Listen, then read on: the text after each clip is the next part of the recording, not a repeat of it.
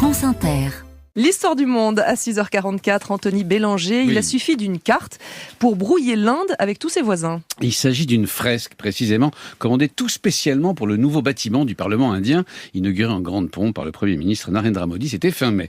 Elle montre l'extension de l'empire maurya sous le règne de l'empereur Ashoka. C'était au IIIe siècle avant notre ère.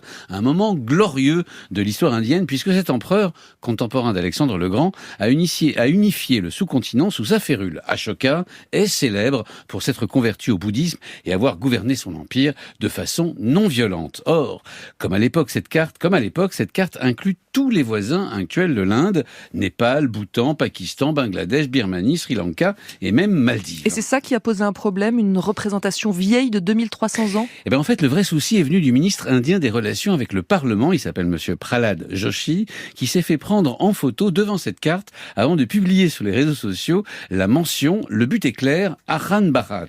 Or, Akhan Bharat, qui veut dire Inde unifiée, c'est un concept utilisé par les ultranationalistes pour marquer leur volonté ultime de créer une grande Inde unie, incluant tous ses voisins, derrière la bannière de la religion hindoue. Et ça, c'est une provocation de la part de ce ministre ? Oui, il y a une provocation à caractère officiel. En plus, il s'agit d'un ministre en exercice qui fait dire à cette carte tout à fait autre chose que son objet initial. C'est d'ailleurs pour cette raison que les pays concernés ont immédiatement réagi, eux aussi, officiellement, à commencer par le Bangladesh, qui a demandé à ses diplomates en Inde d'exiger des explications. Mais le pays qui a réagi le plus violemment est le Népal, et ce pour une raison très symbolique. La fameuse carte inclut le monastère de Lumbini, c'est-à-dire le lieu de naissance népalais de Bouddha. Et on ne rigole pas avec Bouddha au Népal. C'est d'autant plus dommageable que les relations entre les deux pays semblaient sur la bonne voie depuis la visite en Inde la semaine dernière du Premier ministre népalais. Pourquoi les deux pays s'étaient brouillés ?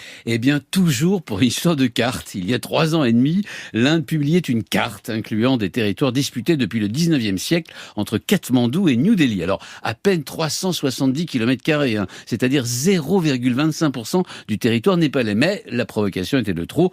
Aussitôt, le Parlement népalais se chargeait de publier sa propre carte officielle, incluant à son tour les territoires en question. Il a fallu des trésors de diplomatie pour retrouver le chemin du dialogue et patatras, à cause d'une autre carte, désormais, tout est à refaire. Anthony Bélanger, ses histoires du monde du lundi au vendredi dans le 5-7.